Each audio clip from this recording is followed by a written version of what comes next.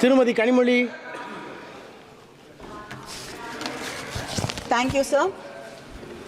அறிவும் மானமும் மனிதர்க்கு அழகு என்றார் தந்தை Periyar. Sir, show the speaker, the one MP. அறிவு என்பது கல்வியின் வழியாக பெறுவது.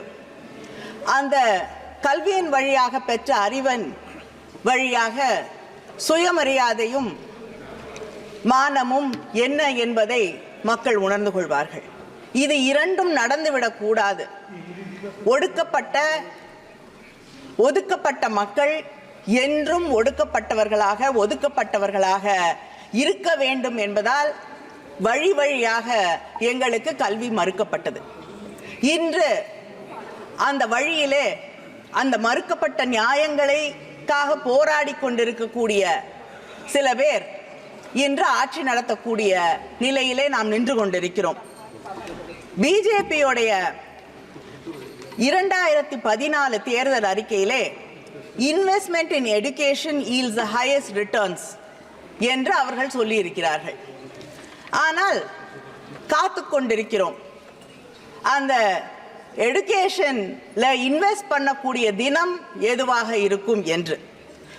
யூபிஏ அரசாங்கத்திலே ஜிடிபியில 4.77% கல்விக்காக ஒதுக்கப்பட்டது.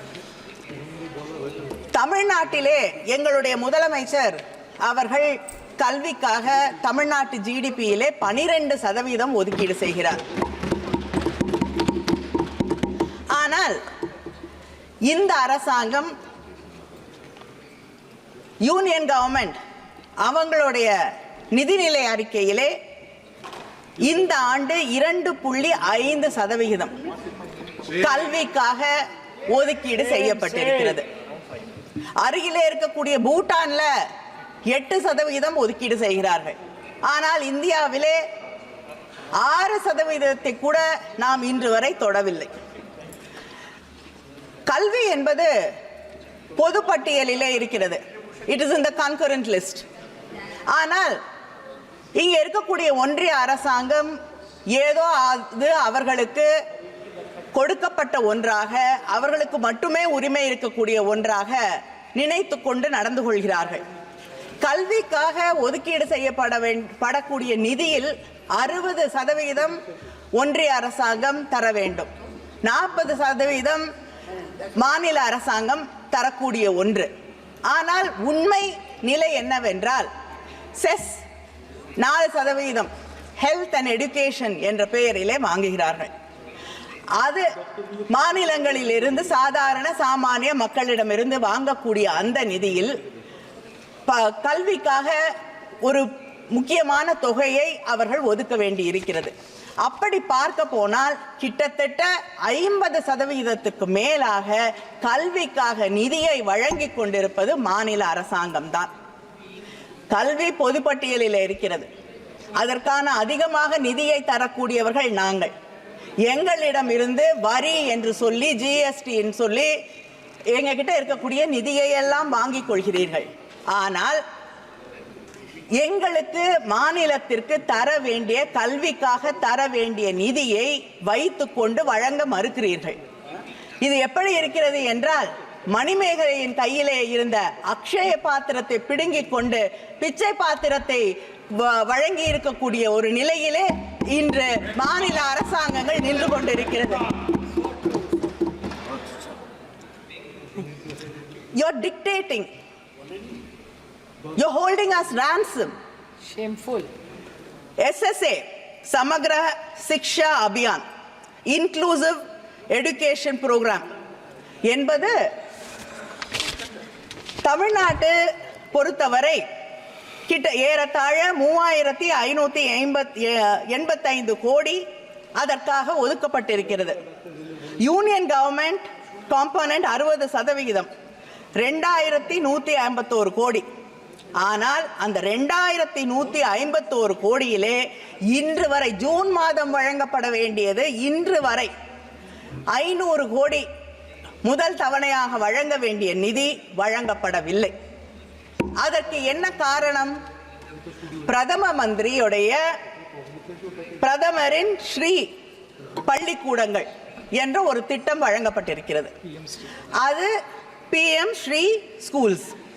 அது கிட்டத்தட்ட புதிய கல்விக் கொள்கையை ஒவ்வொரு மாநிலத்தின் மீதும் திணிக்கக்கூடிய ஒரு திட்டமாக இருக்கிறது. எங்களுடைய முதலமைச்சர் தளபதி அண்ணன் ஸ்டாலின் அவர்கள் இன்று வரை புதிய கல்விக் கொள்கையை தமிழ்நாடு ஏற்றுக்கொள்ளாது என்று திட்டவட்டமாக தெளிவாக தெரிவித்திருக்கிறார்கள். ஆனா அந்த கொள்கைக்காக இன்று தமிழ்நாட்டிற்கு தரப்பட வேண்டிய 500 கோடியை தர மறுத்து கொண்டிருக்கிறீர்கள். இது எப்படி இருக்கு?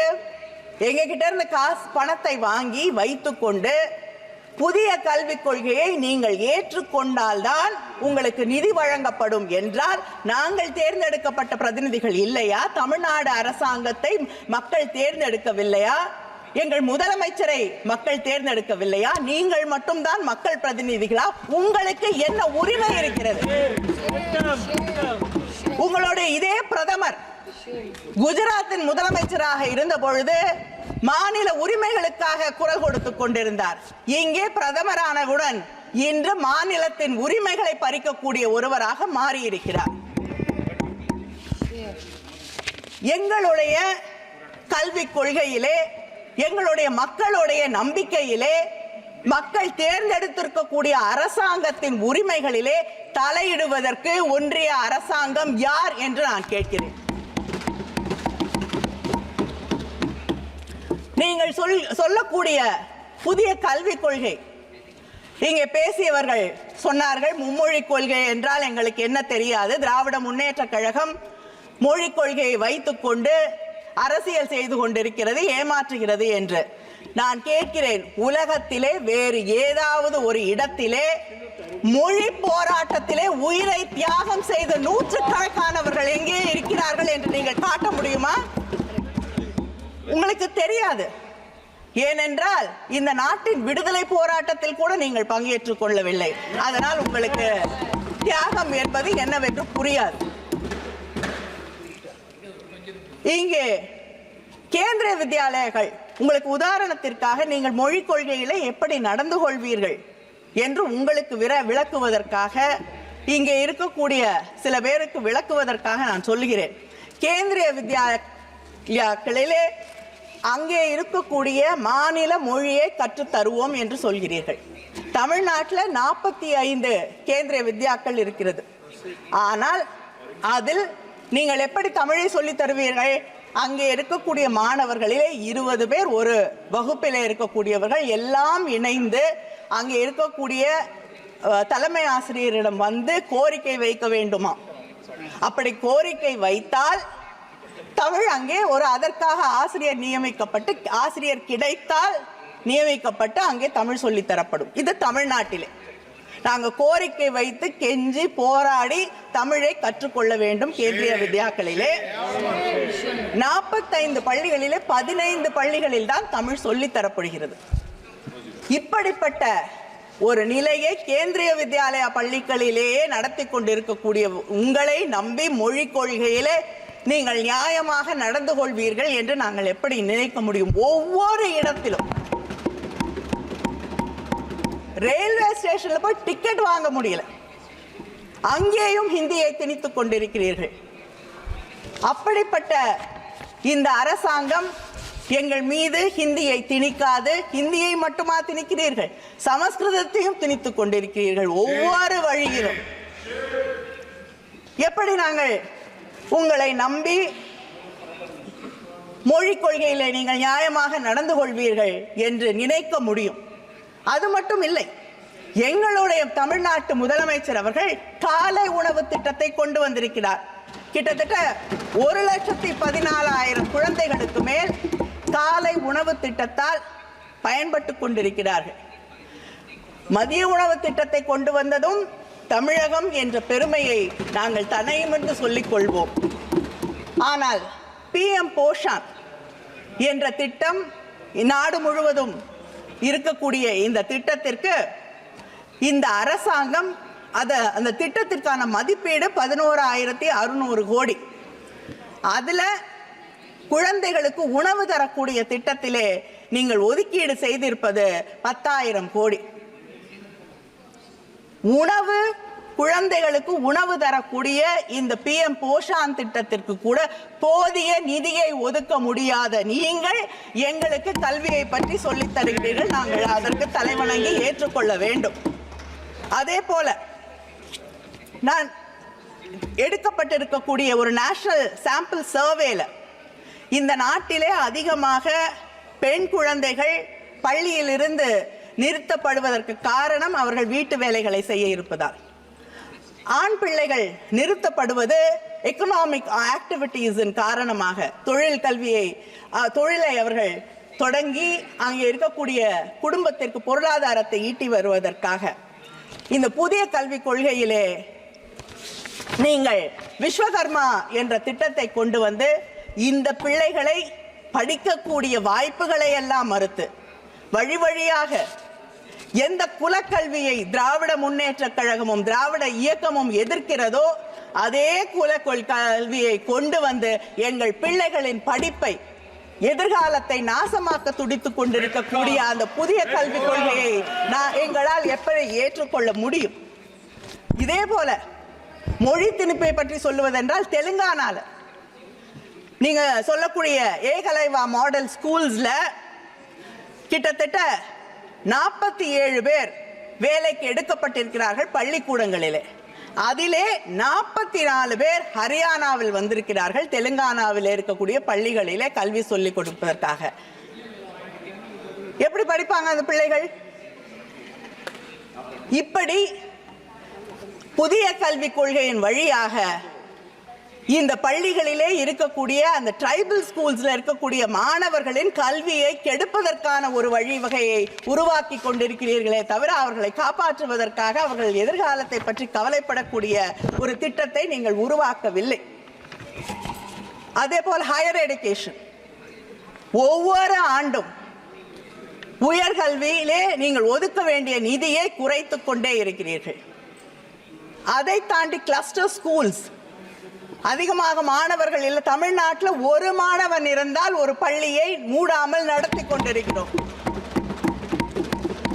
ஆனால் அதிகமாக மாணவர்கள் இல்லை என்றால் அந்த பள்ளிக்கூடத்தை மூடிவிட்டு அந்த ஊரில் இருந்து பல கிலோமீட்டர் அதிகமாக தூரமாக இருக்கக்கூடிய ஒரு இடத்திலே எல்லா மாணவர்களையும் கொண்டு வந்து கல்வியை நாங்கள் அவர்களுக்கு சொல்லித் தருவோம் என்றால் அந்த கிராமங்களிலே மலை பகுதிகளில் வாழ்ந்து கொண்டிருக்கக்கூடிய ஆண் பிள்ளைகளும் பெண் பிள்ளைகளும் எப்படி கல்வியை பெறுவார்கள் என்று நீங்கள் சிந்தித்து பார்க்க வேண்டாமா? அதே போல எங்களுடைய தலைவர் கலைஞர் அவர்கள் ஒவ்வொரு சின்ன ஊரிலும், ஈவன் ஸ்மால் டவுன்ஸ், அங்கே இருக்கக்கூடிய பெண்களும் அங்கே இருக்கக்கூடிய வாய்ப்புகள் வசதிகள் பெருகாத குடும்பங்களிலே இருக்கக்கூடியவர்கள் நகரங்களிலே வந்து தங்கி படிக்க முடியாது, அவர்களுக்கு கல்வி கிடைக்காது, உயர்கல்வி கிடைக்காது என்பதற்காக அங்கே எல்லாம் கல்லூரிகளை உருவாக்கினார்.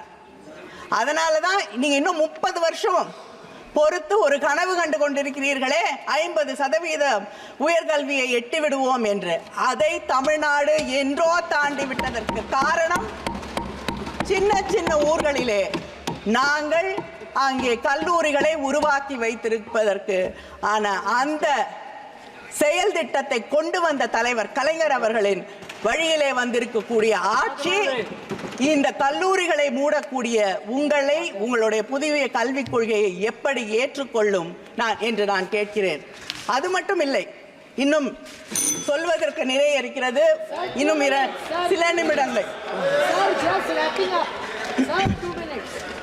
கருத்துக்கள் நிறைய இருக்கு, ஆனால் சீக்கிரம் முடிக்கிறேன்.